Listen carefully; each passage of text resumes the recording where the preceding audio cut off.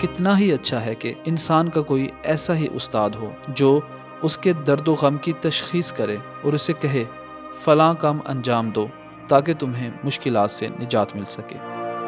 ایک انجینئر صاحب تھے کہ جن کا کام عمارت بنانا اور بیچنا تھا۔ 100 عمارتیں بنا چکے تھے، لیکن بہت زیادہ قرضہ چڑھ جانے کی وجہ سے ان کے معاشی حالات بہت خراب تھے۔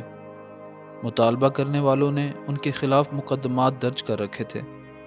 وہ انجینئر ایک عارف کے گھر گئے اور اپنی مشکل بیان کی اور کہا، میں مطالبہ کرنے والوں کے ڈر سے اپنے گھر تک نہیں جا پاتا، چھپتا پھرتا رہتا ہوں تاکہ کوئی مجھے دیکھ نہ پائے۔ ان عارف بزرگوار نے غور و فکر کرنے کے بعد فرمایا، جاؤ جا کر اپنی بہن کو راضی کرو۔ انجینئر نے کہا، میری بہن تو راضی ہے۔ عارف نے کہا، نہیں، راضی نہیں ہے۔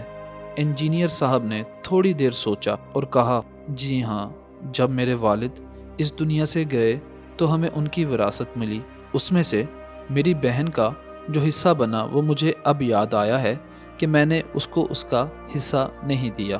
انجینئر صاحب بلا فاصلہ اٹھے اور کچھ دنوں بعد واپس آ کر احوال سنایا اور کہا، میں نے اپنی بہن کو راضی کرنے کے لیے کئی گنا زیادہ رقم اسے دے دی ہے۔ ان عارف نے تھوڑی دیر خاموشی اختیار کرنے کے بعد فرمایا، نہیں، ابھی تک راضی نہیں ہوئی ہے۔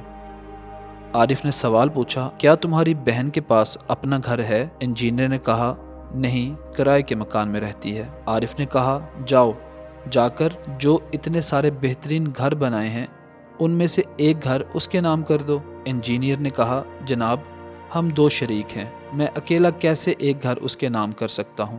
اس کے جواب میں عارف نے کہا، اس سے زیادہ میرے ذہن میں کچھ نہیں آ رہا، چونکہ تمہاری بہن ابھی تک راضی نہیں ہوئی ہے۔ بالآخر انجینئر صاحب گئے اور ان گھروں میں سے ایک گھر اپنی بہن کے نام کر دیا اور اس میں ساز و سامان ڈال کر واپس آئے۔ اس کے بعد ان عارف نے انجینئر صاحب سے فرمایا، ہاں، اب سب ٹھیک ہو گیا ہے۔ اس کے اگلے ہی دن انجینئر صاحب نے جو گھر بنا کر رکھے ہوئے تھے ان میں سے 3 گھر بیچنے میں کامیاب ہو گئے اور انہیں پریشانیوں سے نجات مل گئی۔